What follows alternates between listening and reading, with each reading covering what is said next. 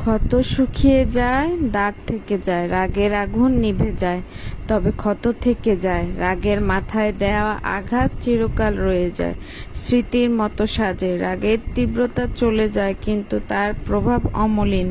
প্রত্যেক আঘাতের চিহ্ন থাকে, যা কখনো মোছা যায় না। মানুষ কখনোই ইচ্ছে করে বদলায় না। কিছু মানুষের অবহেলা, কিছু মানুষের স্মৃতি, কিছু মানুষের ব্যবহার আর পরিস্থিতি ও সময় মানুষকে বদলাতে বাধ্য করে। হ্যাঁ, মানুষকে অবশ্যই বিশ্বাস করা উচিত, কিন্তু তা ভেবে দেখুন সে মানুষ কিনা। আসলেই চলতে হলে মানুষকে বিশ্বাস করা লাগবেই, কিন্তু তা বোঝার তো ক্ষমতা সব সময় থাকে না।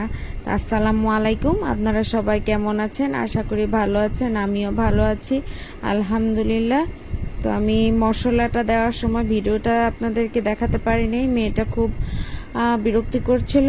তো প্রথমে আদা রসুন জিরা হলুদ লবণ মরিচ ধনিয়া এসব দিয়ে মশলাটাকে আমি কষিয়ে নিয়েছি। তারপরে মুরগির মাংসের সাথে আলুটাও আমি একসাথে অ্যাড করে দিয়েছি, তাহলে ভালোভাবে আলুটা সিদ্ধ হবে একসাথে দিলে।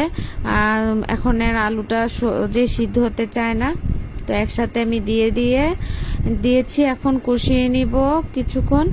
কষিয়ে নেওয়ার পরে আমি ঝোল দিয়ে দিব। আসলে মুরগির মাংসটা একটু ঝাল ঝাল করে রান্না করলে অনেক ভালো লাগে। তো এখন আমি ঢেকে দিব, কষিয়ে পরে আমি ঝোল দিয়ে দিব। তো রান্নাটা অনেক মজার হয়েছিল, অনেক ভালো লেগেছিল রান্নাটা। মাংস আজকের মতো এই পর্যন্ত। সবাই ভালো থাকবেন, আল্লাহ হাফেজ।